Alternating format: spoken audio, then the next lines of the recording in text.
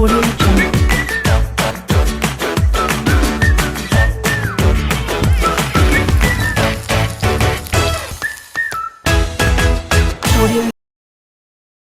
Friends எல்லாருக்கும் வணக்கம். இன்றைக்கி நம்ம வீடியோவில் என்ன பார்க்க போகிறோம் அப்படின்னா புளிசாதம் எப்படி பண்ணலாம் அப்படின்னு சொல்லிட்டு பார்க்கலாங்க. அதுக்கு வந்து ஃபஸ்ட்டு ஒரு 100 கிராம் அளவுக்கு புளி எடுத்து ஒரு 2 கப் அளவுக்கு தண்ணி ஊற்றி நல்லா ஊற வச்சுடுங்க. புளி நல்லா ஊறட்டும். இப்போது நம்ம புளியோதரைக்கு தேவையானதெல்லாம் வறுத்து எடுத்துக்கலாம். ஃபஸ்ட்டு வந்து ஒரு பேனில் வந்து ஹீட் பண்ணிவிட்டு வெள்ளை எள்ளு வந்து ஒரு 2 டேபிள் ஸ்பூன் அளவுக்கு போட்டுக்கோங்க. நல்லா வறுத்த உடனே ஒரு பிளேட்டில் வந்து தனியாக எடுத்து வச்சுக்கலாம். இப்போது அதிலே வந்து தனியா 1 டேபிள் ஸ்பூன் போட்டுக்கோங்க. அதுக்கப்புறம் உளுத்தம் பருப்பு 1 டேபிள் ஸ்பூன் போட்டுக்கோங்க.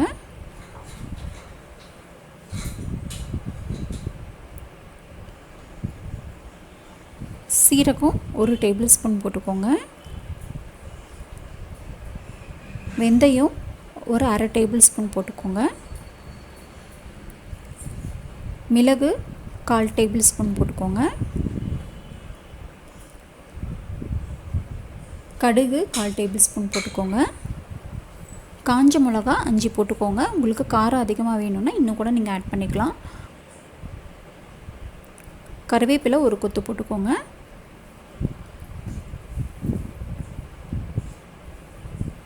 தேங்காய், கொப்பரை தேங்காய் நான் எடுத்திருக்கேன், ஒரு கையளவுக்கு போட்டுக்கோங்க. தேங்காய் இல்லை அப்படின்னா பரவாயில்ல. இதெல்லாமே போட்டு நல்லா வந்து நம்ம வறுத்து எடுத்துக்கலாம். நமக்கு நல்லா அந்த ஸ்மெல் வர வரைக்கும் நல்லா வறுத்துக்கோங்க.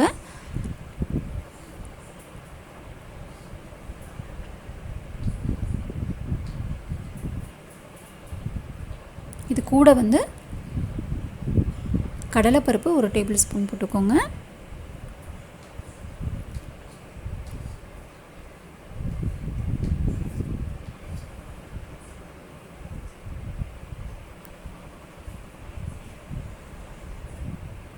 இப்போ அதே பிளேட்டில் வந்து நம்ம லாஸ்ட்டாக வறுத்தது எல்லாமே போட்டுக்கலாம். இது வந்து நல்லா சூடு ஆறட்டுங்க. ஆறுனதுக்கப்புறம் நம்ம மிக்ஸி ஜாரில் போட்டு எடுத்துக்கலாம்.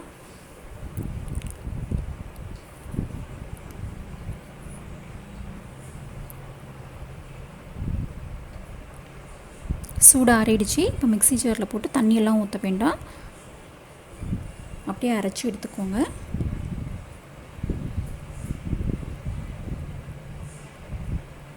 இந்த மாதிரி அரைச்சி எடுத்துக்கலாம். தேங்காய் போட்டுருக்கறனால ரொம்ப நைஸாலாம் நமக்கு வராது. இப்போது நம்ம புளி ஊற வச்சதை வந்து கரைச்சி எடுத்துக்கலாங்க.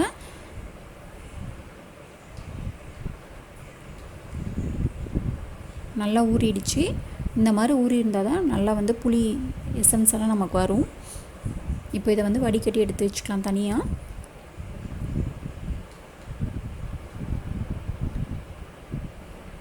இப்போது அதே பேனில் வந்து ஒரு 1/4 லிட்டர் அளவுக்கு நல்லெண்ணெய் விட்டுக்கோங்க. நல்லெண்ணெய் தான் ரொம்ப நல்ல டேஸ்ட்டாக இருக்கும், ரொம்ப ஹெல்த்தியும் கூட.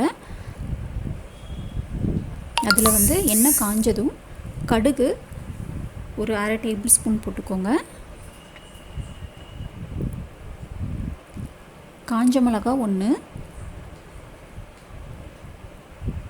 கருவேப்பிலை ஒரு கொத்து போட்டுக்கோங்க.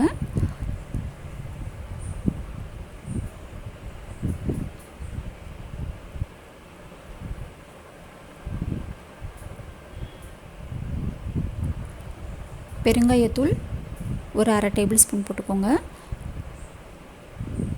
மஞ்சத்தூள் 1/4 டேபிள் ஸ்பூன் போட்டுக்கோங்க.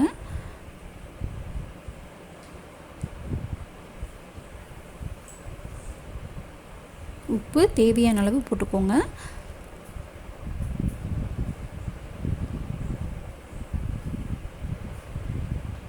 நான் வந்து இதில் கம்மியாக தாங்க உப்பு போட்டிருக்கேன். புளி சாதம் வந்து செய்கிறப்போ இன்னும் கொஞ்சம் எக்ஸ்ட்ராவாக நம்ம போட்டுக்கலாம். இப்போ வந்து இதில் வந்து நம்ம கரைச்சி வச்சுருக்க புளி தண்ணியை வந்து ஊற்றிடலாம். இது வந்து நல்லா கொதி வந்து அந்த புளி ஸ்மெல்லெல்லாம் போகட்டும், அது வரைக்கும் நல்லா கொதிக்க விடுங்க.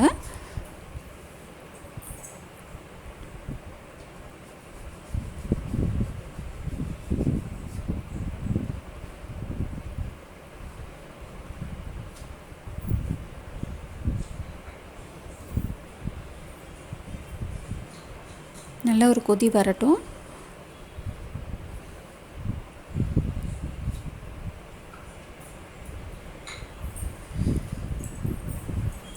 பாருங்கள், நல்லா வந்து கொதி வந்துருச்சு, எண்ணெயெல்லாம் பிரிஞ்சு வர ஆரம்பிச்சிருச்சு. இப்போ வந்து நம்ம அரைச்சி வச்சுருக்க இந்த பொடியை வந்து போட்டுடலாம். போட்டு நல்லா மிக்ஸ் பண்ணுங்கள். நீங்கள் பொடி போட்டோடனே பார்த்தீங்க அப்படின்னா அந்த புளி தண்ணி வந்து நல்லா திக்காக ஆரம்பிச்சிடும். அதனால் நல்லா மிக்ஸ் பண்ணிக்கிட்டே இருங்க.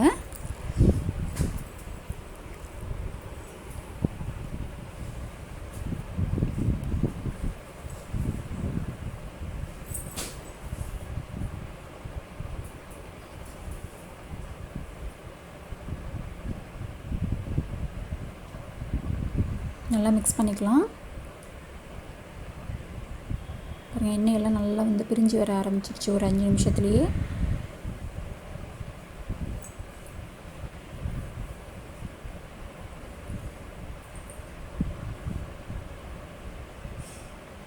இந்த புளியோதரை பார்த்திங்க அப்படின்னா நீங்கள் இதையே வந்து நம்ம ஆற வச்சுட்டு அப்படியே வந்து ஒரு கண்ணாடி பாட்டிலில் வந்து ஸ்டோர் பண்ணி வச்சுக்கலாம், நல்லா டைட்டாக மூடி.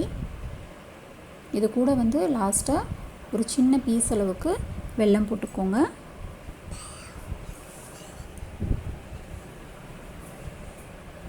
இன்னும் வந்து டேஸ்ட்டாக இருக்கும் நமக்கு புளியோதரை.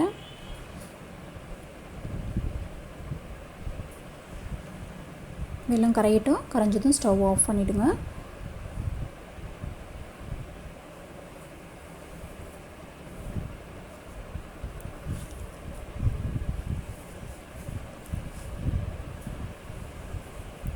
இப்போது நம்ம வந்து புளியோதரை ரெடி ஆகிடுச்சுங்க. நம்ம புளி சாதம் வந்து பண்ணிடலாம். அது ரொம்ப சிம்பிள் தான். ஒரு கடாயில் வந்து எண்ணெய் விட்டுக்கோங்க. ஒரு டேபிள் ஸ்பூன் இல்லை 2 டேபிள் ஸ்பூன் விட்டுக்கோங்க. எண்ணெய் காஞ்சதும் கடுகு ஒரு 1/4 டேபிள் ஸ்பூன் போட்டுக்கோங்க.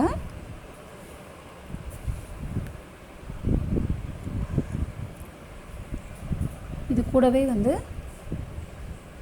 உளுத்தம் பருப்பு 1 டேபிள் ஸ்பூன், கடலைப்பருப்பு 1 டேபிள் ஸ்பூன் போட்டுக்கோங்க. அதுக்கப்புறம் வேர்க்கடலை 1 டேபிள் ஸ்பூன் போட்டுக்கோங்க. இல்லை நீங்கள் 2 டேபிள் ஸ்பூன் கூட போட்டுக்கலாம். இது எல்லாமே வந்து நல்லா நம்ம ஃப்ரை பண்ணிக்கலாம் எண்ணெயிலேயே.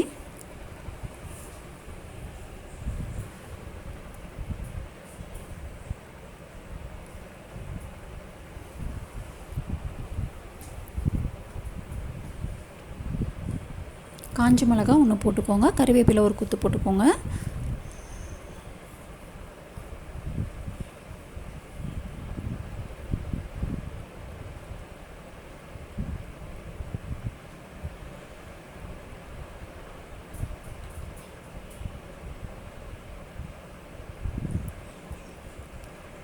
நல்லா வந்து ஃப்ரை ஆகிடுச்சு. இதிலே வந்து நம்ம செஞ்சு வச்சுருக்க புளியோதரையை வந்து ஒரு 2 டேபிள் ஸ்பூன் அளவு போட்டுக்கலாம். உங்களுக்கு சாதம் எவ்வளோ இருக்கோ அதுக்கு தகுந்த மாதிரி போட்டுக்கோங்க. ஃபஸ்ட்டு கொஞ்சமாக போட்டுக்கோங்க, பத்தலைன்னா இன்னும் கொஞ்சம் போட்டுக்கலாம். போட்டு மிக்ஸ் பண்ணிக்கோங்க.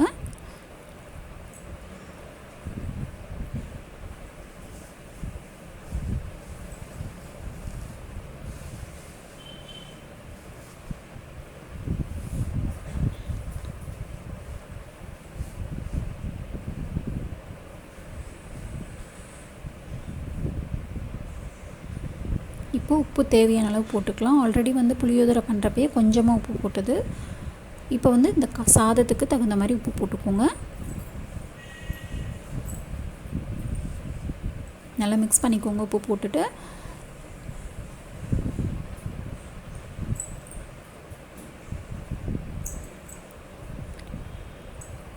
இப்போ இதில் வந்து நம்ம சாதம் போட்டுக்கலாங்க. சாதம் வந்து வடித்த சாதம் போட்டிங்க அப்படின்னா ரொம்ப நல்லா இருக்கும். தனித்தனியாக உதிரியாக இருக்கும் நமக்கு. அப்படி இல்லை குக்கரில் வைக்கிறீங்க அப்படின்னா கொஞ்சம் தண்ணி வந்து கம்மியாக வச்சு விசில் கம்மியாக விட்டுடுங்க, கரெக்டாக இருக்கும். குழையாமல் பார்த்துக்கோங்க. சாதம் இந்த மாதிரி தனித்தனியாக இருந்தால் தான் நல்லாயிருக்கும் டேஸ்ட்டாக.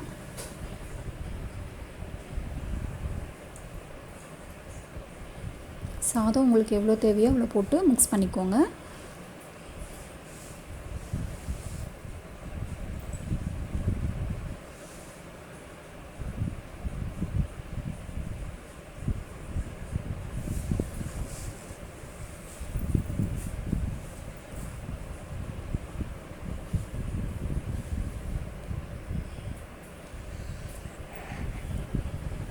நல்ல சுவையான புளியோதரை வந்து ரெடி ஆகிடுச்சு. கண்டிப்பாக இந்த மாதிரி மெத்தடில் ட்ரை பண்ணி பாருங்கள். ரொம்ப ஈஸியாக தான் இருக்கும், ரொம்ப டேஸ்ட்டாகவும் இருக்கும். நம்ம ஸ்டோரும் பண்ணி வச்சுக்கலாம். அப்பப்போ வேணும் அப்படின்னா எடுத்து நம்ம சாதம் மட்டும் வடித்து மிக்ஸ் பண்ணிக்கலாம் தாளிச்சிட்டு.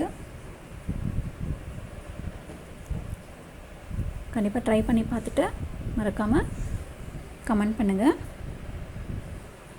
இந்த வீடியோ உங்களுக்கு பிடிச்சிருந்தது அப்படின்னா லைக் பண்ணுங்கள், ஷேர் பண்ணுங்கள், மறக்காமல் சப்ஸ்கிரைப் பண்ணுங்கள்.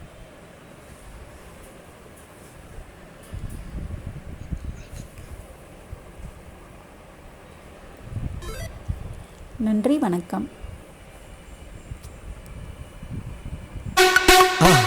மறக்காம சர்ப்ரைஸ் பண்ணுங்க. தேங்க்யூ.